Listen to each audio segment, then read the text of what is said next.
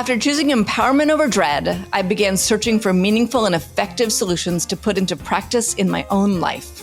Progressive Hedonist is a podcast to share the ways we can take on climate change through food and joy. On days when this seems completely impossible, this podcast is a reminder that each of us can make an impact. I'm Dana Cowan. Join me in conversations with thought leaders like Alice Waters, Andrew Zimmern, Dr. Ayanna Elizabeth Johnson, and more. We can learn together what is possible. You can listen anywhere podcasts can be found and join the conversation on Instagram at progressive_hedonist.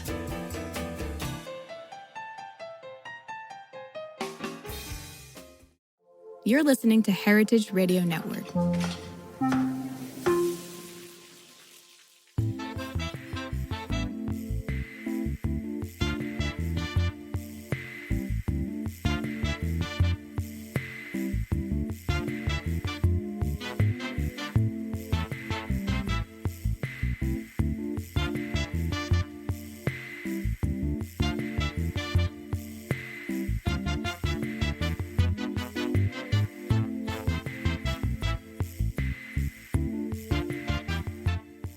Welcome to the Grape Nation, your weekly wine journey. Our guest is Isabelle Legeron. We'll talk to Isabelle about raw wine and a lot more.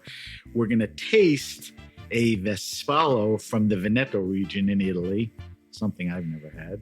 I'm your host, Sam Ben-Ruby. Stay with us for the Grape Nation on the Heritage Radio Network. We bring wine to the people.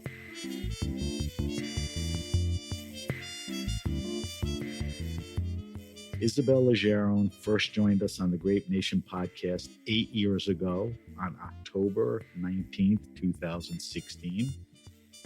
This is off script, but I actually brought her on the show to promote her first New York Raw Wine Fair. We'll talk about that a little.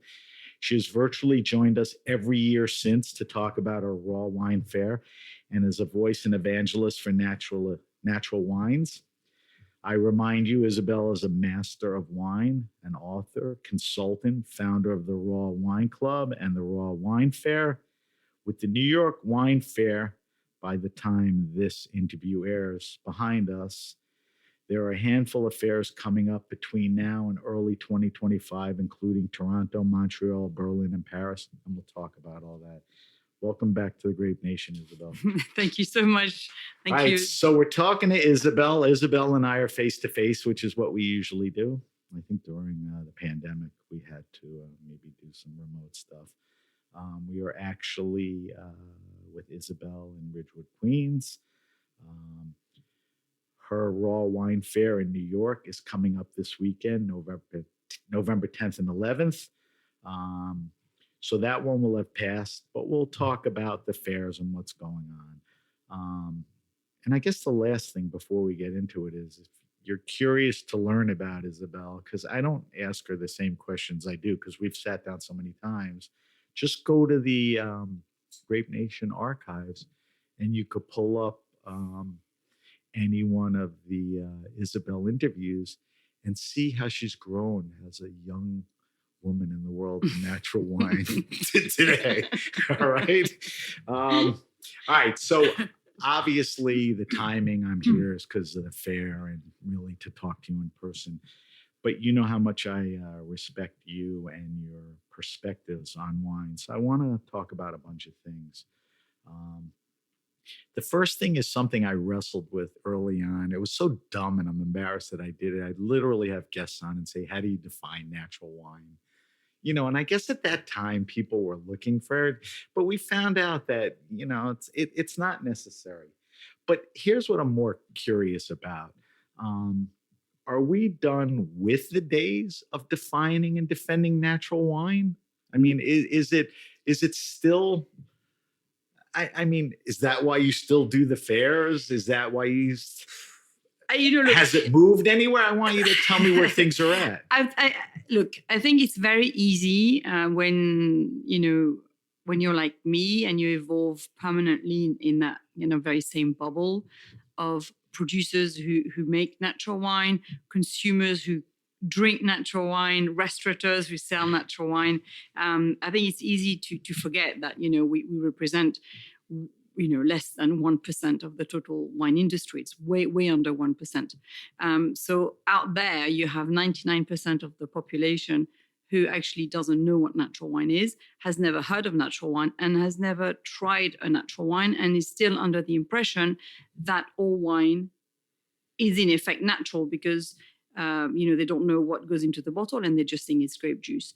So I think it's really important that we don't give up on this campaign or on trying to reach as many people as possible, because the growers need to sell their wines.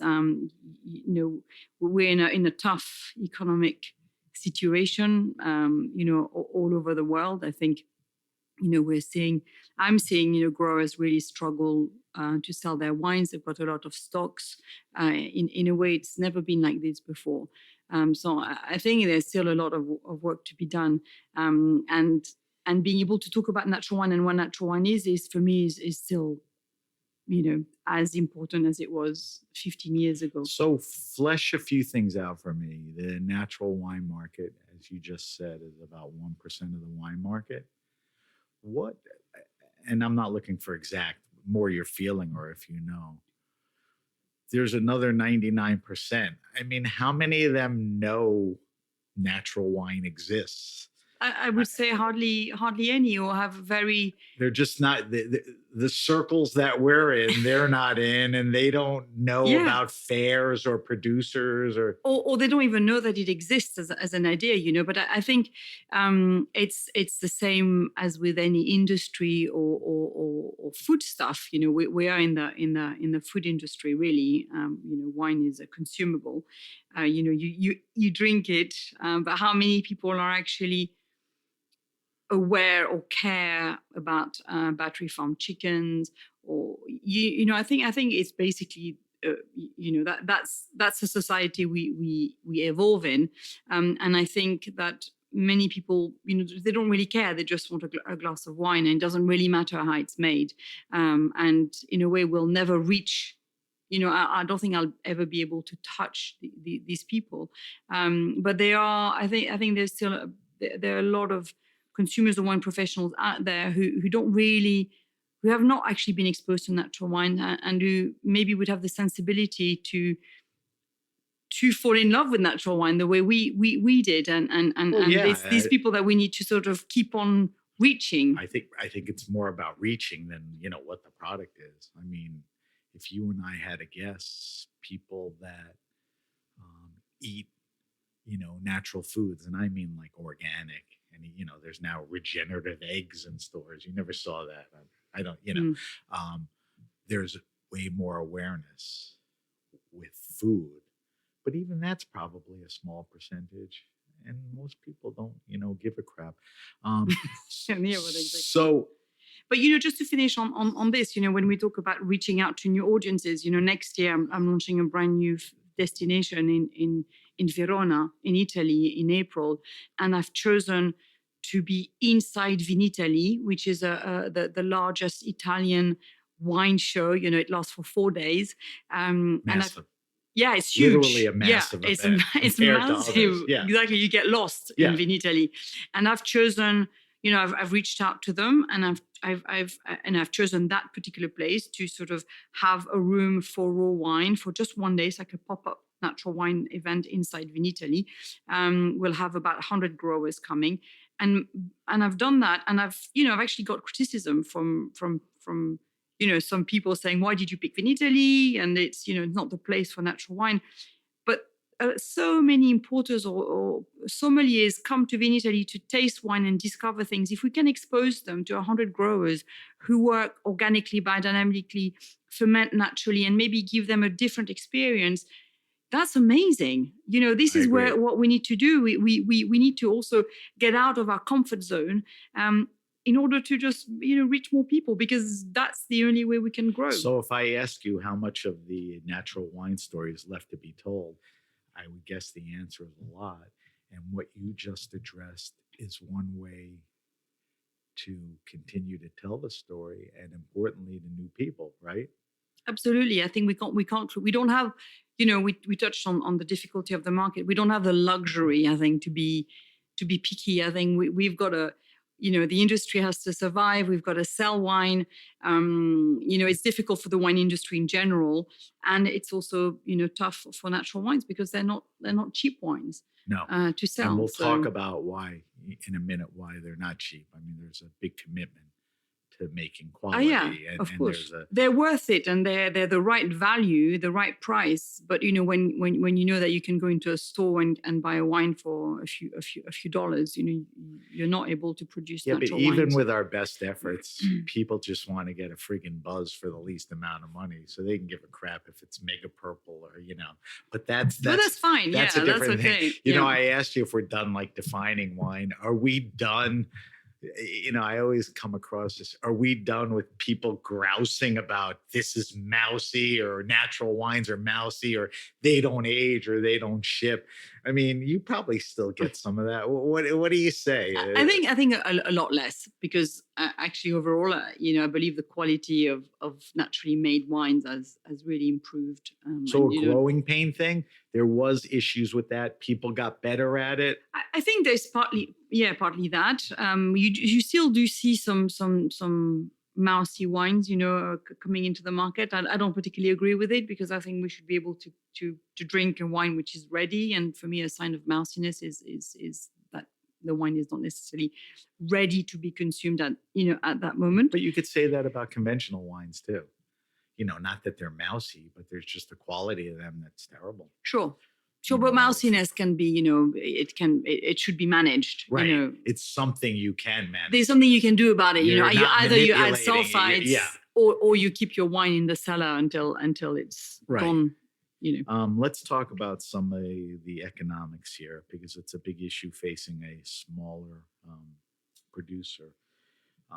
All I read these days, and correct me if I'm wrong, is wine consumption and wine sales are down. That doesn't benefit the industry.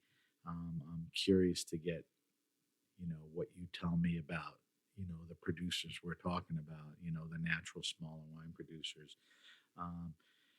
I also know that younger adults, for some reason, give less of a crap about wine these days. No, they're drinking less for health. Mm-hmm. They're into mixology more. There's all these seltzers and craft beers. I mean, that's running its course too. I know the effect on natural smaller winemakers is, going to be there because of all of this. But how does it hit them even harder in a down economy? Well, I think, we've got a compounded effect in a way because, you've got, the weather hasn't been great in many regions. You're getting a lot more extremes of downpour of water, floods, droughts, hail. And so there's obviously the weather has been really tough in many regions, and the wildfires in many places. So on the one side, you're dealing with this, which means that very often you have a much reduced crop. I spoke to Chotar recently in Slovenia, and they just harvested 30% of their crop, this year because they've lost, so much of it. That's an incredible answer, and it's probably the most tangible because if you talk about what effects does climate change have, it on output production. It's very up and down. If you're used to running, a business at 75 to 85%, grape production, and that's almost halved. Screwed. Yeah, so you've got that on the one hand, right? And then globally, if you look at the world, the consumption is, as you mentioned exactly, the consumption is down. People drink less alcohol, particularly in the younger market. And at the same time, people are really suffering because of the inflation, the economic downturn, people closing business, we're losing restaurants. So whether you're in the US or South Korea, for example, in crisis, or even in France or Italy, it is incredibly the story that we're hearing a lot more from growers, which is why actually growers are desperate to get out and in a way, be at fairs, is because they're losing some export markets because the importers are going bust, and then they have to sort of start all over again.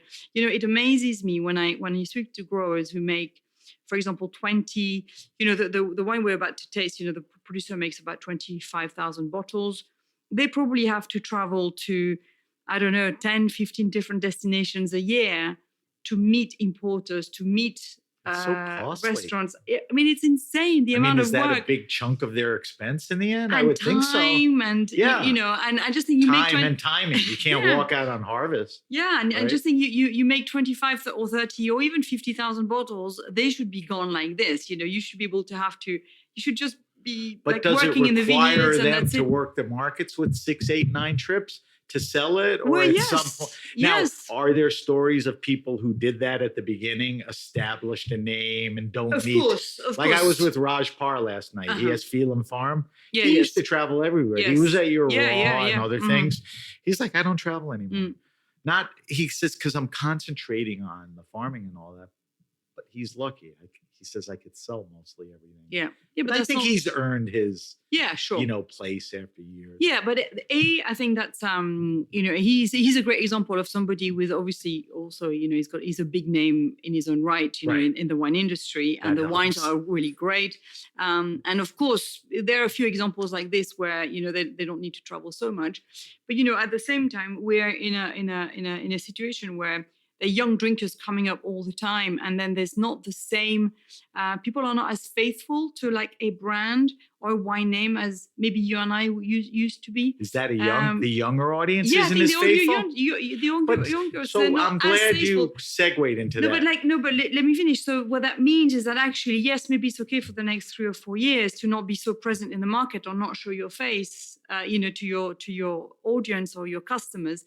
But I'm not sure that's actually a long-term sustainable solution because we have, because people are not, they're more flippant and they'll love a wine today and then love another Right. wine tomorrow. There's not that thing of like the old-fashioned way of collecting or buying wine, which was every year I'm going to buy wine from this producer because they have to be on my list. Right, they're because on I the can't mailing have list. a They have wine a list. vertical at home. No, but also like exactly, if you're a restaurant, I remember doing, being a buyer for a restaurant for many years, like Michelin star restaurants. And every year there would always be some growers that you list because, they're kind of your favorite and it's important. But I think actually wine lists are built differently this year, these years. And this time, I think people just go with the flow, what they love, what they don't love. And it's a lot more fluid. Yeah, it is different. Not that it's not better or worse, No, but it's just different. I understand. I think generationally, there's been a change. The older wine buyers are still hanging on. There's a new market that are younger. But I'm curious about a couple things. I would think that the younger wine consumer, with all the adversity, less alcohol, drinking, and health and all of that, I would think that they're the ones that care about the story and that it's natural and all of that. I mean, does that make it the best, better, promising demographic, or it just doesn't translate? Yes, I think it's double-edged because I think you're absolutely right. Which is in a way what is saving, the natural wine and the fact that it's not actually as bad as the conventional wine industry is that. The younger drinker, they love the fact that these businesses are ethical. The taste is authentic. They care about the environment. So all of these are big selling points. And means that they care more about. They really care a lot it's more. Sellable to them. Yeah, exactly. But in a genuine way. And Right. I think it's a virtuous circle. Cycle this. So I think that's amazing. But at the same time, we also. In a very Instagrammable, and I think we touched on that probably last time, we're a very visual Instagrammable society. So, it's all, a lot of wines that get sold on social media. So you need an attractive label, you need an attractive Right. color in the glass, and it's not so much focused on the importance of farming anymore. And I think we need to go back to, yes, it ticks a lot of boxes, but fundamentally, we mustn't forget that we need to still educate on the importance of soil life and carbon sequestration and all these aspects, which is a huge part of what these growers do. And I think we focus too much on sometimes aromatics and color and cloudiness and so on, but we kind of forget agree. the other half I of the agree with story. that. I see a shift towards, the important things. I mean, any guest I've had on, talks about how they lead with farming. It doesn't matter what happens in the cellar unless you take care of the vineyard, and taking care of the vineyard is not the final grape. It's the soil, the surroundings, how you treat people, and all of that. Mm. But based on what we've been saying, it's almost crazy that, unless you don't have a nice Instagrammable label and you don't use it, you may be screwed. I mean, you kind of have to do everything now. I know. Yeah, I mean, social media is free media, so you better use it the way you can. I know, but also you want the growers to have the time to just spend time in the vineyard and in the fields, not worry about Instagram or in other businesses. The dedication to what your responsibility is basically singular. You don't have to run around and do everything. But which is for me really like they are heroes. These producers who dedicate their lives to what's going on in the vineyard to try and build up the biodiversity, soil life, and so on. And then they have to be good at packaging. They have to be good at design. They have to be good at communication. They have to be able to travel somewhere and stand behind a table and speak English, right. You know what I mean? It's like just for this tiny production, it's insane. But does that, we talked about it before and we can get to it now. All that they have to do does come at an additional cost to conventional winemaking, right? I mean, to be organic, to be biodynamic, there are certain things that you have to do that take commitment, time. Yep. And time, exactly. It's money. Plus, you convert to organic, and straight away you'll lose, some of your production. Right. 100%. You have to pay for certifications, and then you redefine your market. When you switch from conventional and conventional farming and conventional winemaking, suddenly you transition over to organic, and then organic farming and organic, and natural vinification. But in the process, you're probably going to be losing a lot of your traditional customer base, which you then have to redefine and recreate and so on. But yeah, the to time what extent, spent, like if somebody is making that change, their pre-existing customer recognizes the direction and says, listen, this isn't really the wine that I want to drink. I wanted to drink the other stuff. So you're always going to shake out some of those people when you make a change like that? Yeah, absolutely. And this is also partly... It's a big deal. Commitment, It's a big deal. It's kind of a risk in a way. Which is why, at Raw Wine, I've always been super encouraging towards people who are progressing in that direction because, I have growers who come to me and say, look, I've started to make wines differently. I've lost all my customer base. So what do I do now? And then encourage them to come to the fair and say, and I said, the thing is, let's work on this together. It's going to take 2, 3, 4 years. I'm going to watch the progress. If I see that you start off by making a little bit of natural wine, but then most of your production is still conventionally made, then you're going to have to stop. But if every year, you make more and more natural wine towards, and then you end up making 100% of your production like this, then that's a real partnership. Because I think, you have to bear in mind that, it's one thing to make the wine. If you don't sell it, you don't have a business. And then you don't have a year 2 or year 3. Right. And for me, that's really important. It is really supporting the journey because we're lucky enough that at the fair, we get a lot of great buyers, distributors, importers, restaurateurs, sommeliers. And so, I have the platform that I can help growers with, and it needs to be used. It's not just to showcase people who are already there, or it's Some people come in without representation and walk out massive with importers, right? And people go to shop for that too. If I look at New York, we've got tons of people who've lost their distribution. The importers is out of business. The importers are switched, or they're not really selling the wines anymore. So they're coming to re-energize, the market that is the East Coast, really. So everything we talked about, all the things, that we covered in this discussion, other than, let's say, climate change, is any of this cyclical? Are we going through a period? Have you seen things like this before? Or we're definitely moving in a direction that's different than any other time, and it's pretty much going to hold on to a lot of these things? I mean, I wouldn't say this is necessarily cyclical, what we're seeing at the moment, because,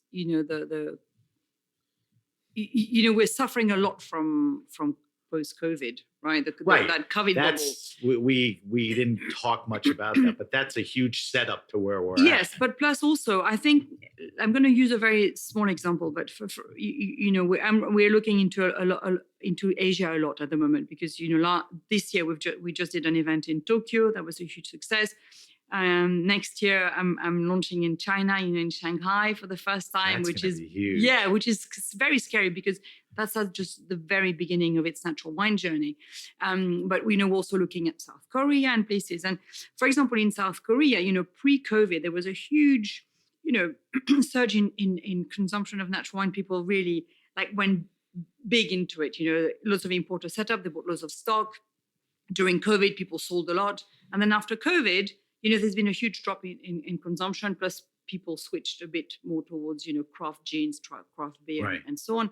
But then it went back to a normal that is maybe a bit more sustainable. And I think there was such an increase in consumption during the COVID period that now we're out of that. We're kind of more towards a normal market. But there is this expectation that, things should be the way they were 4 or 5 years ago. So what I'm trying to say is that, so a lot of importers are saying, oh, we're not selling in South Korea anymore. It's not that they're not selling, it's just they're selling really what they should be selling for a market Right. of this size. Right. And I think we've got a lot of that, in the US, where we had COVID, the tariffs, the issue with shipping wine, where people had no containers, so they just Right. had huge stocks. There were a lot left of over. elements to what the problem was. So I think now we just need to, now the elections are out of the way. The uncertainty is out of the hopefully- way. Yeah, exactly. Who it's going to be. Now there's the uncertainty of what it's going to be. Yeah, but and the we'll deal with tariffs, that. are they But going to that- come back? Yeah. One of my questions is, Trump is now the president-elect. Just from your take, what you think, what you know, if he decides to impose tariffs on wine, what you just have to explain to me a little. I mean, everyone knows tariffs could be bad, but what effect does it have on the growers? They have to raise the price. They're going to sell. I mean, how does a tariff kind of kill the producers we've been talking about? Well, very simply, somebody has to absorb this increase. And, we're not talking about wines that are necessarily entry-level wines. Right.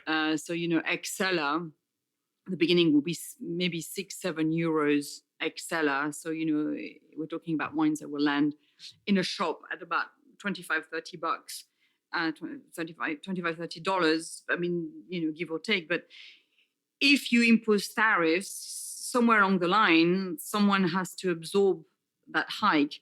And the growers, I don't think the growers can really lower the pricing, then which means that we end up with wines that are a lot more expensive in shops and restaurants. So that's the obvious thing. So what does that mean? So it means people will are wind up buying less? Yeah, they'll buy less. They'll go, screw this. Or they'll go back And to that $20. less sales, along with down consumption, climate. Yeah, but also they'll go down to maybe, their budget is $20 a bottle or $25 a bottle, which they can't really buy themselves a bottle of natural wine anymore. So they'll just revert back to something else. It'll force them out of the commitments they've made just to survive.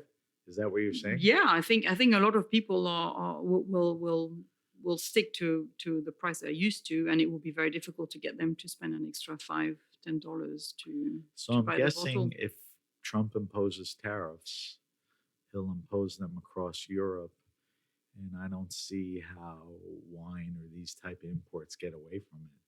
I think there's an inevitability that's higher percentage, but we'll see. And we hope. Yeah. Without getting heavily into climate change, because you and I have had discussions, what I'm curious about is, climate change is a sad reality. It's there. It's been going on for years. Do you talk and see your growers not just complaining about it, but start implementing? And I think there's a head start with natural growers. They do things, cover crops, all things that help in different type of things. But do they have the wherewithal as far as economics and desire to each year the world and climate's not going to change, so I have to implement this or that? Or some people are just stuck in the mud? No, I think. Well, I mean, from my conversation with people over the past few years, in terms of the issues that we've seen with climate change, which really what that means is that it's the unpredictability of what's coming next. They can't rely on the same similar pattern, every year. So they have to be super agile and make decisions really quickly. But are they? That was really my question. Yeah, they are. Absolutely, they are. But they're not like dumbstruck, like, oh, no, why didn't I do this? No, not at all. And I think in a way, if you look at, for example, downpours, when you have a soil that is rich and alive with a great, humus layer and a lot of organic matter. Yeah. Yes, but what that means is that, the power of absorption of that soil is 10 times, 20 times the capacity versus a dead soil, which is completely eroded. So with a downpour, there's an advantage? Well, hugely, because basically, if you look at what happened, for example, in Austria, a couple of months ago, where there were floods, but the vineyards that had been farmed organically, biodynamically. For example, I spoke to Eddie, Chepe from Good to Go, yes, recently about this, and he said, for us, the water got absorbed straight away, even though we got an incredible amount of water within a few hours, but because their soil is so spongy and able to absorb that, they didn't see, there was no floods, Right. and similarly when it's really hot, the soil is able to preserve the humidity and the water content a lot better. So I think a lot of practices and farming practices that these growers have been doing for years is also paying off, because the vine is more resistant, the vine is more agile. It responds a lot better to its environment, because it's alive, versus a dead vineyard in a conventional we've farming talked way. about that a lot. I'm glad you're saying that people are, doing it. But of course, who can fight against wildfire that come and decimate the entirety of your vineyard? Also, look at what's happening in Lebanon. One of our growers, Eddie from Mercel Winery.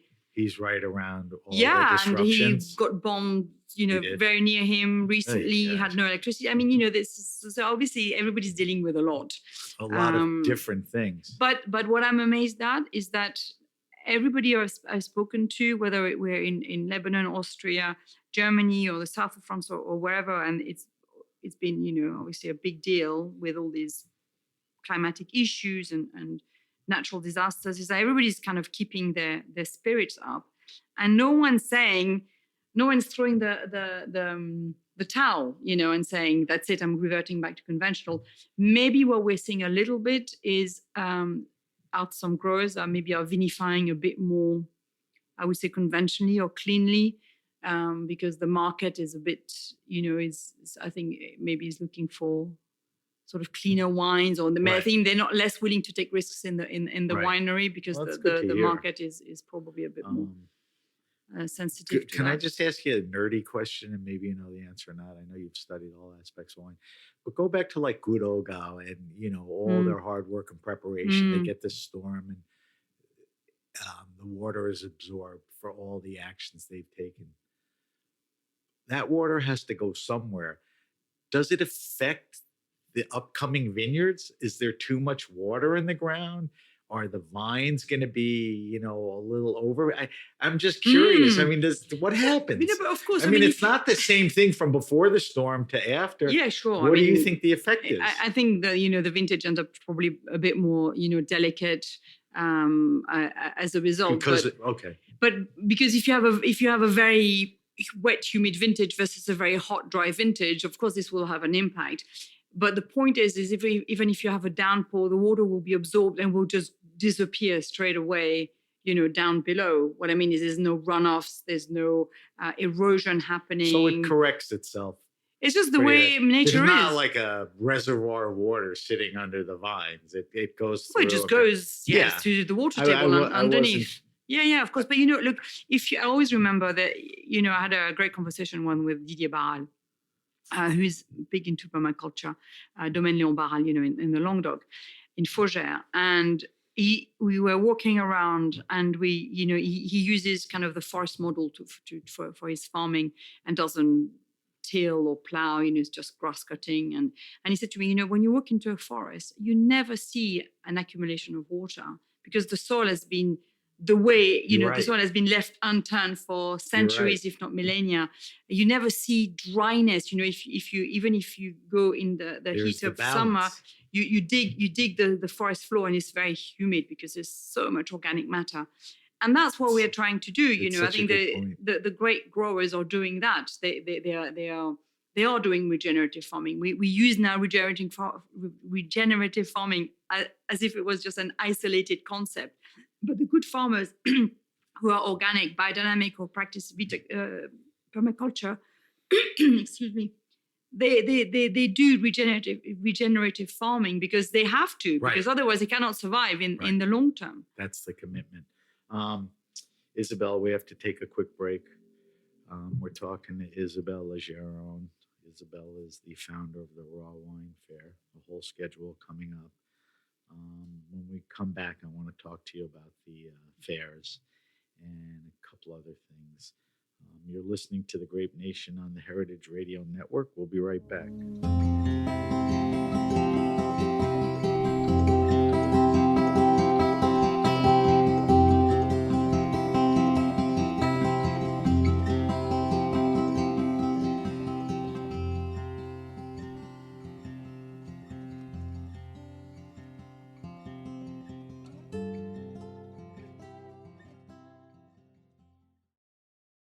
All right, we're back. We're back with my guest, Isabelle Legeron. Isabelle, before we talk about the fair, I forgot to ask you this. Last year, when we sat down here, I think we were going to taste wine, but we tasted wines from Chile, from the Maule region.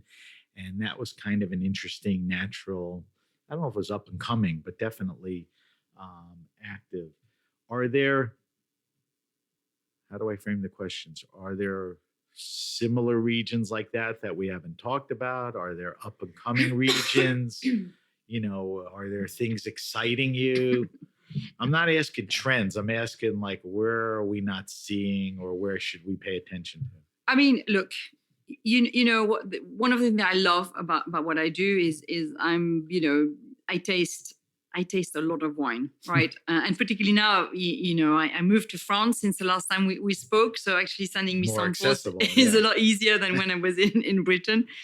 And it's very interesting because 3 years ago, I launched, raw wine in Paris. The first year was quite tricky. Second year was a lot better. The French market is actually quite difficult, particularly when you introduce, wines that are not French. But what's happened with more than any other? Oh my gosh, yes, because it's a wine-producing country, and then people drink French wine, and that's it. Do you put that under the category of a little wine snobbery? These people. Well, yes, okay. I mean, I've moved back to France, but it's continue, please. Yeah, I think it's going to be some challenges there. But what's really interesting is that with the fair in Paris, I'm getting so many requests of very small producers who are really in their first, second, third vintages, who haven't had yet the need to export. So you haven't seen them on the export market. And then suddenly, because obviously, the markets are being slow everywhere, they need to export. But they were not before. And one way for them to export which is amazing, is to come to Raw Wine in Paris, because it's a very simple fair to get to. They drive there. They put the wine in the boot of the car. So I'm getting so many requests from growers that I had never come across before. Great news. They have 1, 2, 3, 4 hectares. They're just starting out. Loads from regions like the Beaujolais, where I thought I kind of know what's going on in the Beaujolais because it's such a famous region for natural wine. There's more going on. But actually, there's loads of small producers from so the that's Beaujolais, a good example. which is great. Pay attention to that. And also, for example, next weekend, so this weekend, we're in New York, but next weekend we're in Montreal. And I counted before you arrived, because I thought, well, where are we at with this? I have 20 Canadian producers pouring at Montreal. 20. Wow. That's insane. That's the most ever. Yes, the most ever. So there is Were more. 20 there 5 years ago, No. or in a period of time? No, because people have, they are young, new producers. Yeah. I mean, obviously a lot of people using apples and fruits. Right, co-fermenting. but and stuff. co-fermenting, but also grapes. So, organic producers. There are 20 local producers. I mean, that's amazing. And so I think, it just No, it never does. ceases to amaze me Those that are actually not examples. Those are good stories, actually, and it does answer the question. incredible. So- And in New York, there's about 35 growers who have never poured in New York before. Oh, So wow. there are people coming this weekend who will never have tasted their wines. And so I think, it's easy to think, oh, I know, the producers and kind of always taste the same producers because it tends to be, some household names now. But it's there's a whole generation coming behind. And I think, this is a good example of, with the wines I brought you. For me, that was it's actually, I'd say quite a famous, but it's not that widely available on the export market. And it's a beautiful story with great wines. So that plays into, my next question, which I kind of mentioned to you off air. And one thing you just, said, not implied, is there's new producers there. You're not coming to the same old. So that plays into what I'm going to ask you. Let's not assume everyone who's listened to these podcasts or lives in the areas that have the fairs know about it. So here's your opportunity. Give me the quick elevator pitch on what the Raw Wine Fair is. What am I walking into? So you're walking into a room full of really... A big room, by the way. It's a big room. There's like 100 producers who've flown from all over the world. We have somebody who flew in from Brazil. Obviously quite a lot of American producers, but also Georgian producers, Spanish, French, Italian, coming from everywhere. They're really excited to be here. A lot of them have never been to and a lot of them are the owners, makers, family, right? Yes, you just look at their mostly. hands. Yes, exactly. Yeah, look at their hand. Yeah. No, they are the people behind, they are the people who work in the vineyard and the people who work in the cellar. So it's an amazing opportunity to ask questions, get to know more about the wines, but also to taste through a vast diversity of incredible wines of all colors. We've got tons of orange wine. We've got tons of pet nuts. We've got champagne. And then, you just come in with your tasting glass. I recommend, people to just spit as much as possible. Because spit to taste more.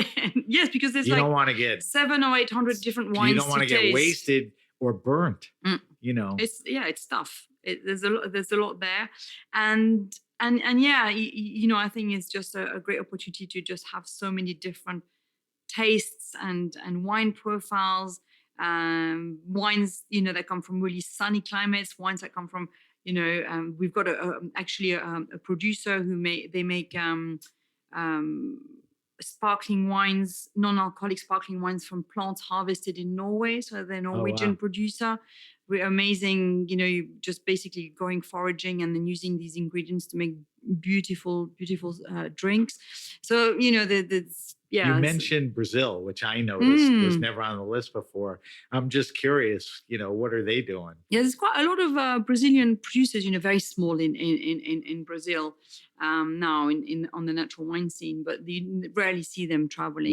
What type of grapes are grown there, and what are they bringing up? They, to be honest, I actually don't know what this particular producer is bringing, but you'll have to come and talk to them. Yes. You and I could be sitting here 2-3 years from now, and you're like, I have 8 Brazilian producers. Yep. Could happen, right? Japanese. Could happen. Yeah. Japanese. When we did the fair in Tokyo, we had probably about 10 Japanese producers. Really amazing, and loads of sake. So it was easier because you were there and they were there. Yes, of course, for them. Yeah, but thank God, you had a good representation. We have a Japanese producer coming to New York, actually. That'll be fun. So look out for the Japanese producer, the Brazilian. I don't know if you have to do this or you do it or you ever did it, but is there like any prevailing theme or message? I mean, are you pushing any one region? Are you, pushing any one theme? Or is it really about what you just said? No, I think it's just about the diversity, and some people are more into white wine, red wine, orange wine. Is just there's really something for everybody to get excited about. But I think the fair really It's also a great opportunity to explore unknown grapes. I mean, I brought you a Vespaiolo. I don't think it's a particularly famous grape variety. It's really delicious. Hopefully we'll get to taste it together. So, the producers coming, they don't try and put on the market yet another Chardonnay if that's not what the region produces. Right. They really try and champion.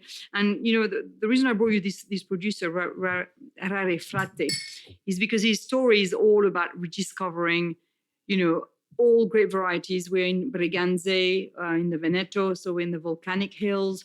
Vespaiolo is the name of the grape, and it refers to the wasps, because Vespaiolo is normally a grape variety that is used to make sweet wine. So it's a late harvest grape variety. So by the end of the harvest, you've got these very sweet grapes that are full of insects. Stay on the vines, so the sugar. Yes, normally, but Right. not in this case. This is where Vespaiolo comes normally. from. Yeah. Because it comes from the wasp, the name. And here, this is a grower who has 6 hectares. He makes 25,000 bottles.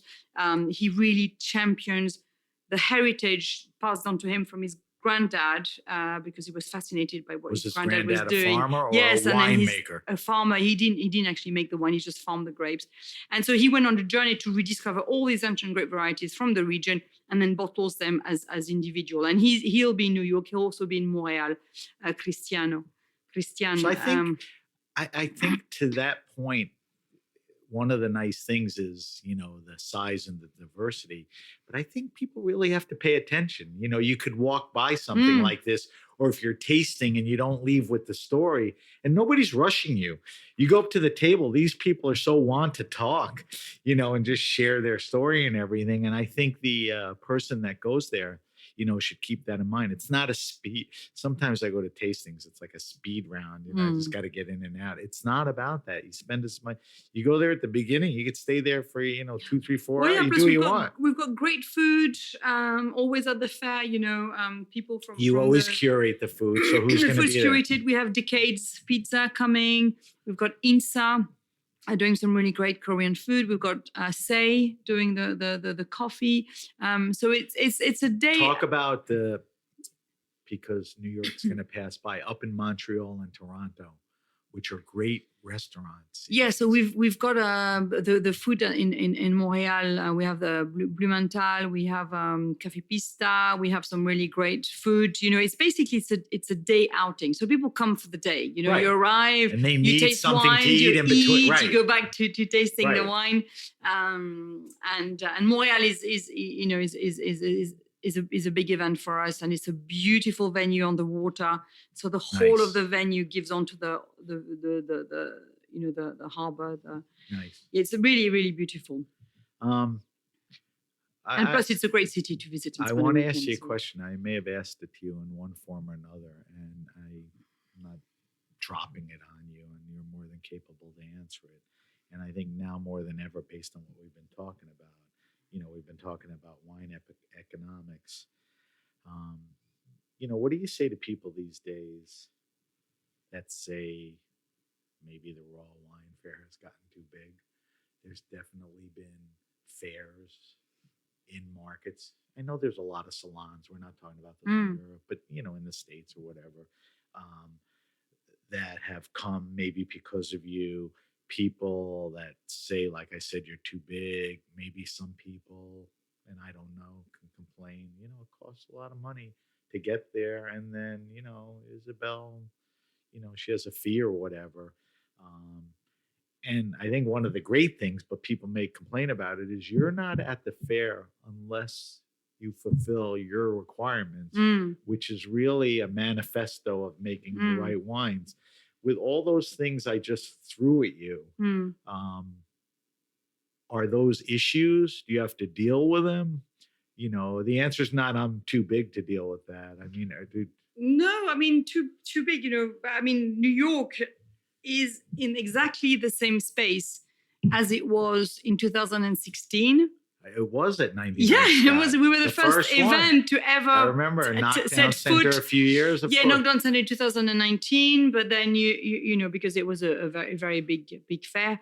Right, so it's bigger, not like no. It's, one point is it's not like a move to the Javits no, Center. it's so the you compass know, you we're the same. following is still there. We've got exactly the same pricing that we had back in 2016. You know, I think any fair that is professionally organized, you know, will charge a fee to the producers and to the attendees. Yeah, and no, it's just not, no accusation there. Yeah, no, I mean, you know, there's a lot of work going into it. That you yeah, exactly. I mean, I think what it means, the fact that we are, you know, that we are in like 8 cities, is that we can, you know, I can do an event in Toronto, which is a smaller market, a smaller event, which, to be honest, doesn't actually cover the cost of putting on the event. I would think it's a kind of a knowledgeable, active wine yeah, market, but not at the scale you need it to be. Not like Montreal, for example. Yeah. So we, you know, I can do something in Toronto because actually it's in between New York and Montreal. There are two good sized fairs. So then that means I can actually do something which, you know, is not, doesn't make any sense from a business perspective.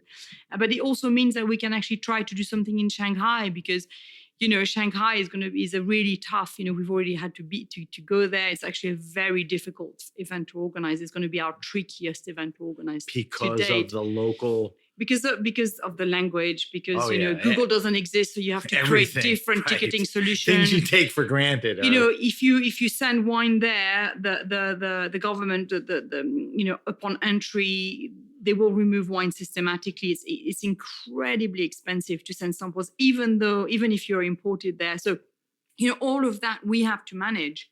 But I couldn't do that if I was on my own. You know, I can do it because it's a few of us, which means that actually we can take the growers to Tokyo, because a member of my team speaks perfect Japanese and used to live there. But how many times have we had to travel to Tokyo before we could actually put on a fair in Tokyo? You know, the corner. So I think it's part of, you know, it's just what it is, you know. Well, yes, also earlier you implied that, you know, you always have interest in new winemakers. You're always bringing new winemakers. It's not shrinking, you know, so. We're struggling to cope at the moment with how many requests. We get about 5 or 6 requests a day of new growers. Do you feel you have to cap it because it'll change the experience? No. In terms of like arbitrary numbers. Let's say you have 150 producers, and you certainly have room to put another 30. Does going to 180 change the experience in your mind? Does the size scale up? I think it depends on how many, you know, people you can get into one room. You know, if you depends on the venue. Yeah, on the venue. The market, if they could handle. Yeah, no, I mean, of course, the idea is not to do an event, you know, with hundreds of growers, because, you know, you lose something, and not when you come into a room, you can't taste 500 growers. That's the answer I was looking for. It has to kind of cut off at some point, so the experience is, of course, you know, memorable and genuine and all. But we do get, like, every day 5, 6, 7 new growers who want to be part of the website, and you know, and so that what that means is it's a questionnaire. That's an important part. Besides the idea of an event, we didn't really talk about, you know, being part of Raw Wine is a community. There's a website that very much supports these producers, lays out the mission statements, the requirements. Yeah, plus they find a lot of buyers through our website. That's great. Right. And it's being like part of Raw Wine, like the LinkedIn of natural wine or something. Maybe a little bit, but it's true. You know, being on the website, I know a lot of growers who found distribution just by being on the website. We get 35, 40,000 unique users a month. You know, and everything is free. Those are very targeted users. Yeah. You know, well, it may sound not like it is a big number, but it's like a direct hit almost every time. You know. Oh yeah, no, I don't mean page views. I mean, no, I know people you mean. who. I'm talking about the quality of who comes in. Yeah, you know, absolutely. Comes for a reason. And so that has a value. But, you know, for us, in order to, which is why we actually have a huge backlog, because we need a in-depth questionnaire, we need analysis of all their wines. We need community connections, what we call community connections. So That's we need a time consumption. So we need to speak to growers who know them to make sure that what they're saying on the questionnaire is accurate. And then they are sending me samples. You're not speeding through the process, and the process is a process. It takes a long time. Yeah, and I'll ask you towards the end of the show, but let's remind people that on the website, it's very rich with information, with all the producers, the winemaking practices, everything. All right. Lastly, we're going to finish up and then do the wine list and talk a little more about the wine. So you've been doing this over a dozen years, right? Since 2011. Yeah, that's true. What, how have things evolved? What have you learned? Or because what this is, it's pretty much the same and same is good. I mean, has there been any evolution? It seems like you didn't have to pivot a lot. I mean, COVID, nobody was prepared for it.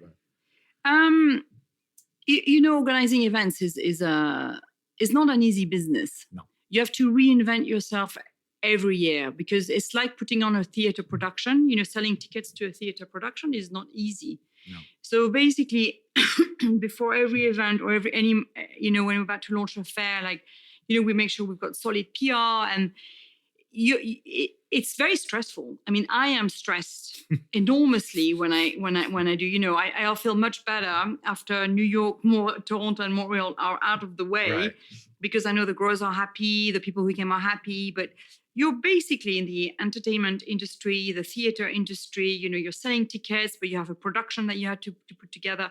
So it's really stressful because suddenly the first time we launched in Paris, we were exactly at the same time as the big farming strikes.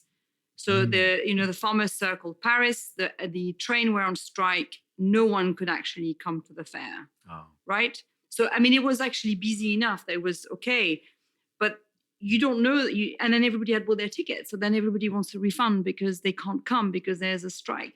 I remember one year in Berlin, we changed from December to May, but we hadn't done our research properly. Now I wouldn't get caught like that, but it was the marathon, the Berlin Marathon, which is why in New York I've changed from before the first 2 years we were doing the marathon. Right. It's too much going on. Too much going on. People too much can't competition. Come. Yeah. No, but people can't actually physically access the fair. So there's all these things that you have, it's not an easy business. So really the evolution is all that changes around you, and to, adjust to that and to make it an event. And be consistent. For me, what's important is I want to make the best event I can for the growers. I want them to feel like they're coming to a really professional event. The space is really important. The quality of the lighting is super important. The quality of the air is really important. The service we give them is really important. And to be honest, I think that's one thing we've managed is we've stayed consistent for, I've done, I think 45 fairs. I don't know how many fairs now, we have 7, 8 a year. But it's always the same. I will attest to that. The experience is the same. You don't walk out of there one year and go, what happened this year? I mean, it's pretty much, that was interesting. Discovered new winemakers, spent more time with people, which is and I think the great. quality of the wine has also been consistent. And we have tons of people who are completely sulfite free, but we also have people who add, some sulfites. But you have a requirement for how much sulfur, so that's kind of built in. Yes, maximum 50 ppm. Yeah. So I mean, again, that's on the site. That's part of the mission. When you go there, whether you know it or not, that's built into what's in the wine with the producers. All right. So at the end of the show, we're going to give everyone all the information, where to get information. Let's quickly do the wine list. This is kind of redundant because you and I have done this a handful of times, but some of these questions are very relevant to what's going on. So the first question's always been, what are you drinking now? Now, you said you drink a ton of wine. Obviously, it's for business and the fair, ruling in, ruling out, tasting people's stuff. But do you ever get time for a preference? Like, I'm in one country, let me try this. The seasons are changing, let me try that. Oh, of course, always. And one thing that is always the same is I only ever drink natural wine. So, 100%. I mean, really? No, but, it's interesting because I was in Verona 3 days ago, and with friends who, some of them coincidentally, who are international wine, but then somebody brought, I don't know what, because it was lunchtime. And I said, no, I'm sorry, I actually can't drink that. But, some other people, as long as it's alcohol, we're very happy to drink that. So there we go. That's funny, though. But tell me a few things. No, but for example, recently I did a tasting and I chose actually one that is very dear to my heart and a producer that I love. who's chotar, which is why it was on my mind earlier, because I just spoken to the family for quite a bit a week ago. A family who they've been making wine the same way for. How do you spell? Chotar, Cotar, in Slovenia. They were at. They're coming to Berlin, for example. They do the Berlin Fair. Oh, I don't know where they. I was surprised to see that because I drank a lot of Chotar at Charakter in Austria. I really discovered it. Yes. Because they came in for that, but I was surprised to see them. But they were not in New York, I don't think. They were in New York. Okay. Last weekend. Oh, well, there we go. So, and they poured 3 white. So did you try the Witowska? Yes. For example, for me, it's one of the best examples of skin contact. I'm buying Witowska. wherever I could find it. It's really delicious. The VA is slightly flirting with the high side, but I think actually it brings a lot of complexity to the wine. Now, what about their reds? And I mean, I love all their so wines. Chotar, Cotar. Yeah, but in I'm the with cast you on that. in Slovenia. A friend of mine, Vladimir, owns Kafana downtown. It's a Eastern European restaurant, and he has a lot on the list. And the food is very much good. Give me one other thing. That's a great one. Wait, did you say he's coming to? He's coming to Berlin. Cool. For example. Great. The one other sort of, this is not a wine, but the 3 Bruggen, I'll give you the name. They make beer in Belgium, but they're now doing a lot of co-ferment. Adding some grape. But isn't that Lambic? In Lambic? Yeah, exactly. They are doing it. That's what they're doing. Oh, that's what they do. But they're kind of doing. But now they're working with a lot of growers, and they're adding, some wine or grape juice, to start. So interesting stuff. Re-fermentation. And after 3 years in the barrel, then they bottle it with some fresh juice or to make a different style, and they're coming to Paris, and they were in LA this year. So, nice. There's a great diversity, but also it's great to see that, very traditional beer producers, and they're organic, finding an organic lambic is not easy. No. And now working also with growers to just push the boundaries. My own curiosity, is it Cantillon? Is that how you pronounce it? Is that organic?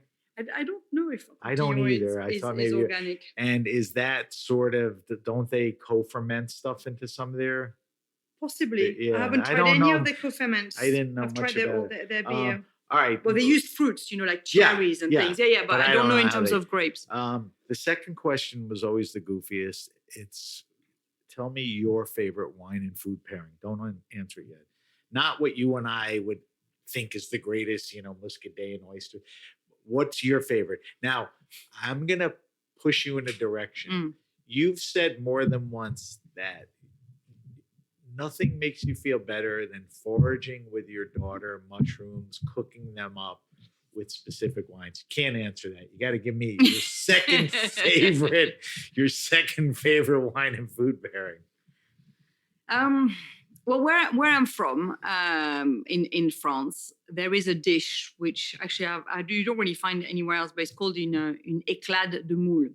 So it's basically with mussels, and you buy fresh mussels, and then you have a plank of wood with a nail in the middle of the plank of wood, and then you lay your mussels upside down, so and when they open, they'll open sort of. The top of the mussel, which doesn't open, sits on. You'll see on that top. hinge in the back, not the exactly. opening, right? And then you position them around that nail, and then you make a big platter, and then you cover the whole thing with pine needles, and then we set it on fire. Wow, it's extraordinary. And then within 5 minutes, all the pine needles burn, and then the mussels all open. The heat from the and then and there's that green piney. No, it's not green. It's the one you harvest it when it's fallen. Oh, like a brown dryer. Yeah. But it still has the elements smoky. Of pine, smoky, and that's infused in the. Yeah, exactly. So what do you drink with? So that and that with where I'm from is very near, not far from the Loire, and you have Muscadet. But, really good. And Muscadet is a very exciting region, as you know, for the past 10 years. We've seen incredible stuff. So Muscadet and mussels, but that very kind of interesting preparation. But that is so great. And then the way we eat it is literally fresh butter and grilled bread. So we have fresh butter, grilled bread, and then you, with your finger, you just take the warm mussels, you open them up, and then you just eat them. So you're full of like ashes. Your fingers you're a are mess. black, but it's really delicious, and it's a dish that I really Now, treasure, but very hard to find. Regionally, can you find that in a restaurant, or you really don't? No. See So it? what happens is because I'm very close to the sea in Charente, but Charente-Maritime. So you go in areas that are full of marécage, swamps, but where they cultivate all the oysters and the mussels, and then you find these shacks, and literally you eat it outside. Yeah, and you have there's like lobster shacks like that in exactly. Maine. It's right on the water. Yeah, and you'll have 20 restaurants, and then everybody will just because be it's burning. all the fishermen bringing exactly. their stuff in. Yeah, it's exactly. very cool. I love that. Yeah. All right, so that's a good one. Nobody's ever come near to an answer like that, just so you know. Good. Burn pine needles and mussels, okay? But I bet you next year we'll see somebody doing that. Maybe we should do that in the next I think wine you fair. piqued interest. Yeah.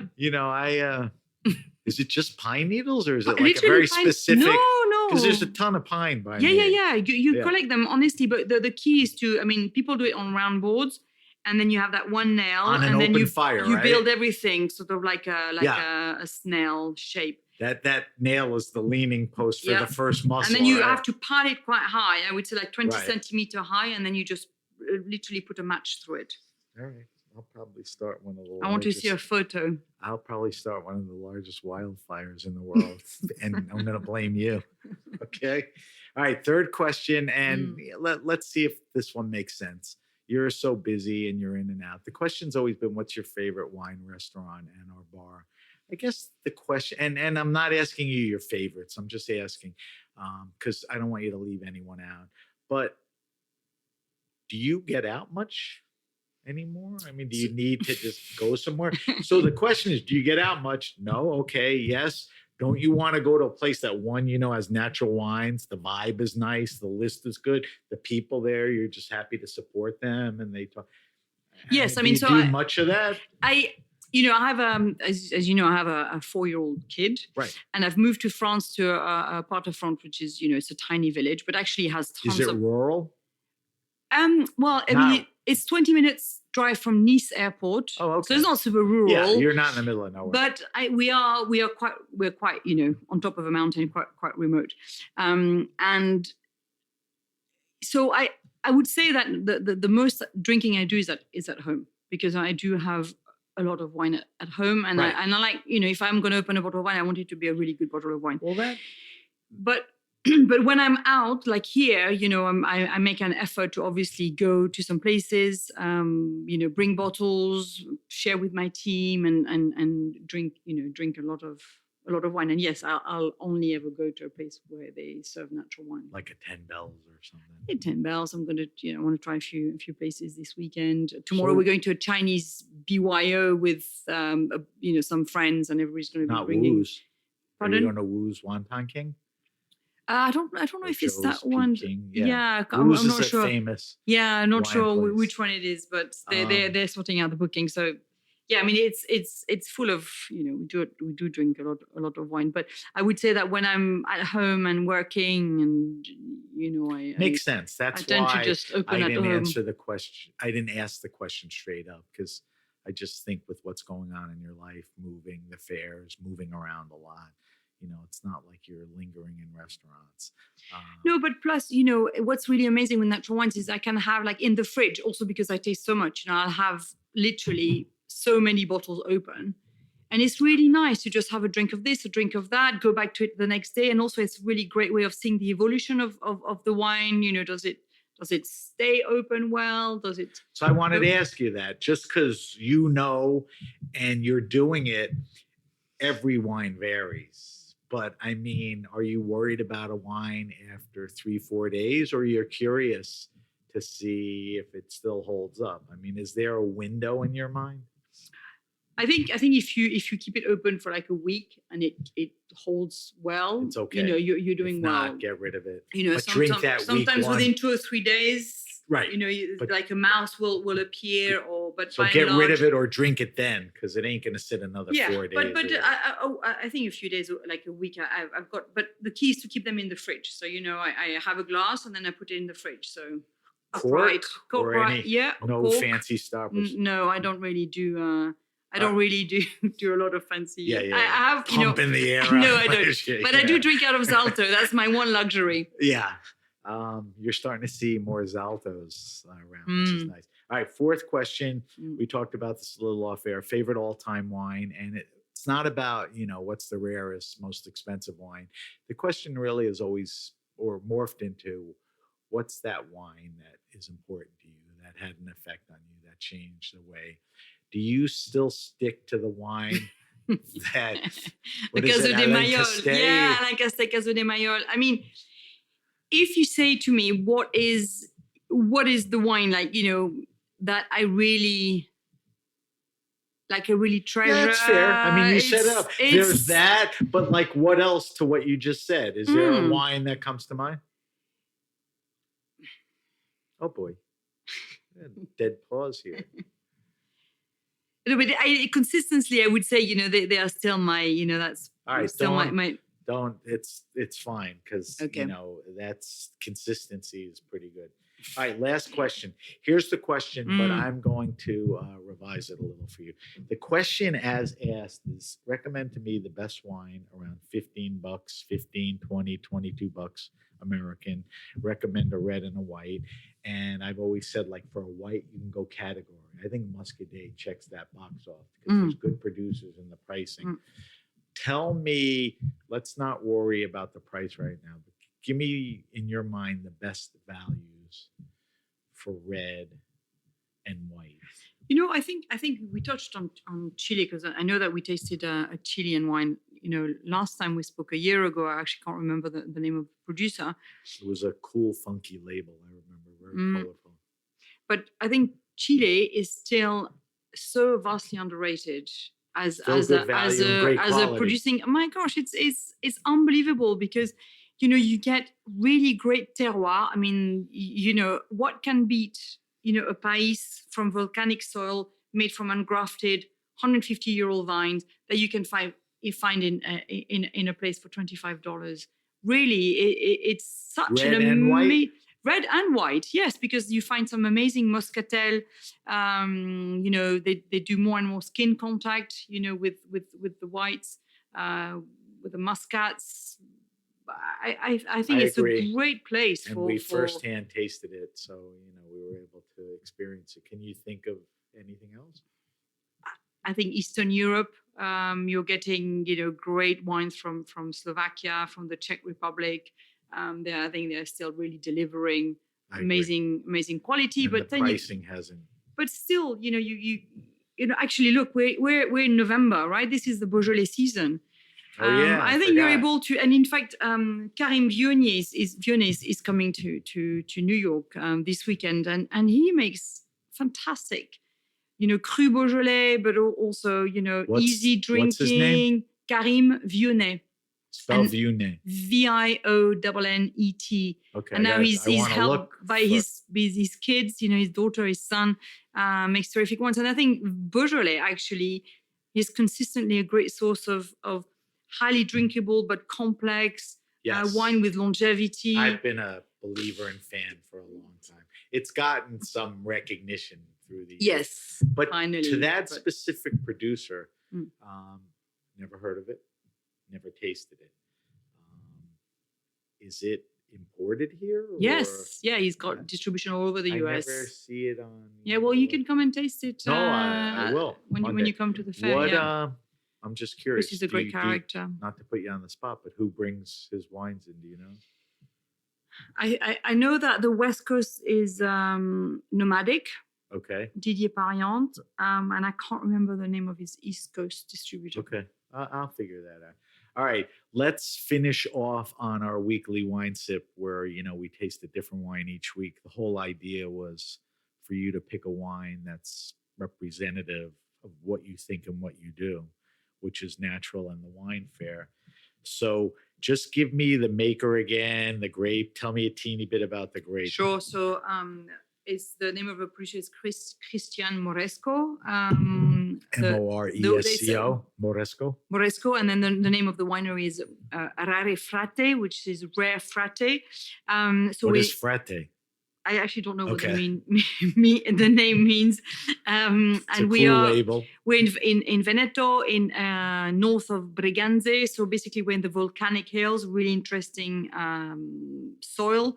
And what this is producer, so he's got 6 hectares, makes 22,000 bottles. And what's amazing about him is that it's all about the very old indigenous grape variety of that region. So he does single bottling of grape variety. And this is Vespaiolo, which, with Is about a 20... white grape. It's a white grape, which is traditionally used to make a sweet wine. But obviously he's harvesting it, at just a normal ripeness and fermented dry. And what I love about this, so this is cement, there's lees because you can get the texture. But it's very almondy, quince, anise, and the concentration on the palate is just beautiful. The texture is unfiltered, unfined. There's a lot of texture. You can taste it comes from a really great site. When I got samples of this a few months ago, because he wanted to join, it's just like one of these producers. You taste through the range, because I always require that they send me, all the range or most, because some people might make 12 different wines. You taste through 6 bottles and you're like, this clearly comes from a beautiful site, beautiful farming. There's concentration, complexity, loads of different aromatics, coming in. You know that actually this is a really brilliant producer. Yeah, and it's actually available in, I think I saw it at Thirst. It's actually available in the US in a few shops. I will. Don't know how much. As I've mentioned in the past, I will post all your answers, and I will also post specifics on this. So if people listen, and they can come and taste it in New York, because he'll be in New York and he'll be in Montreal. That's So like, you can like come we and said taste earlier, it. not every wine is at every festival, but New York and in Montreal. What would you think of pairing with this? I think this is just, great on its own. If even just like very simple, it's very almondy. So, salted almonds. Marcona almonds. Right? Maybe a little charcuterie board with some salty meats. Would it go with? Yeah. Or just like cheese.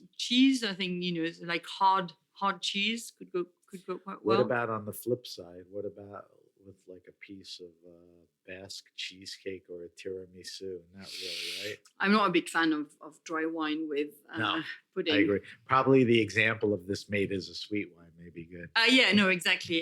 But this very almondy. There is that kind of even the texture is like blanched almond. I love that, because I don't see that in a lot of wines. So that's the Rare Frate Vespaiolo from the Veneto. From 2022. 2022 from the Veneto region. All right, Isabelle, we got to wrap up.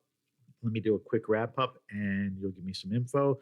So if you have a question, suggestion, wine happening, or event, hit me up at sam@thegrapenation.com. That's sam@thegrapenation.com. Subscribe to the Grape Nation podcast on Apple Podcasts, Stitcher, Spotify, Google Podcasts, or wherever you get your pods. Leave a review if you like the podcast. Also subscribe. This way you'll get the podcast delivered every week. Follow us on Instagram at @SBenRuby and on X @BenRuby, 2 different handles, but you can always reach us on both with the hashtag The Grape Nation.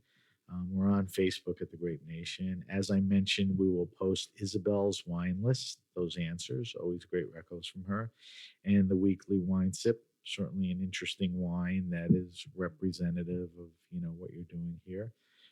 We'll put everything on our social media sites.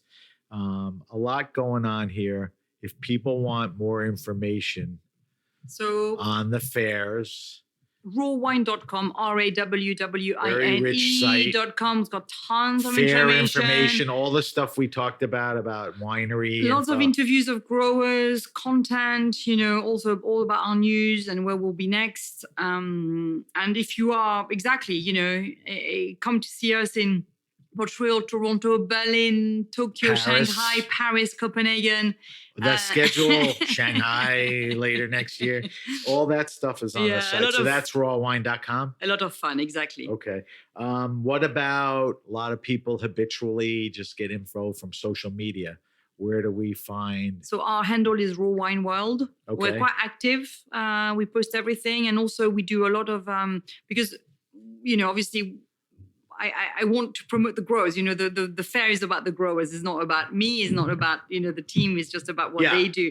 So we every month I send an email to all the growers and I ask them for content, and we post whatever video they sent us. We post it on the website. We've got almost 70,000 followers, and we post it on social. So we have a lot of like educational little videos from growers themselves. Very rich.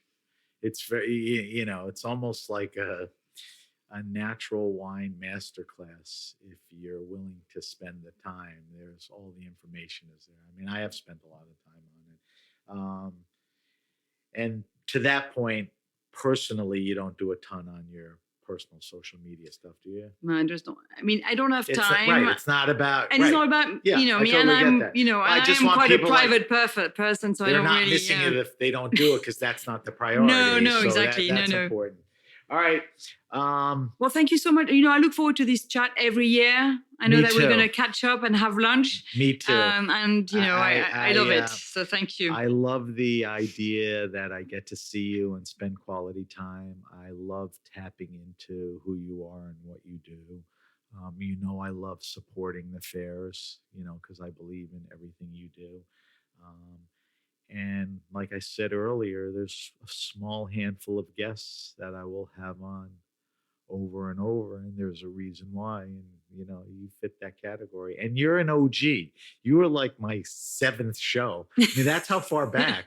I mean, we're not talking about I was getting started, and and maybe you were as silly as I was, like, well, why wouldn't I go on this podcast? I'm trying to promote, my fair, So then, you've been a big part of a great relationship. No, but I cherish this relationship. Yeah, I was thinking about this, Sam, earlier, because you in 2019 you did the amazing tastings with Lorenzo Corino and Radicon Sasha. He was doing. People still come up to me. Paying homage. A guy last night said to me, "That was you at the Radicon thing at Raw." Yeah, I mean, those were that was incredible. Every one of those was great. You're not doing them this year, because no, we took a little break because there was so much going on. But we'll be back next year with more of those. You didn't abandon. Yeah. All right, I want to thank our guest Isabelle Legeron. Thank you to our engineer Armin and everyone at the Heritage Radio Network. I'm Sam Ben Ruby, and you've been listening to The Grape Nation. The Grape Nation is powered by Simplecast. Thanks for listening to Heritage Radio Network. Food radio supported by you. Keep in touch at heritageradionetwork.org/subscribe.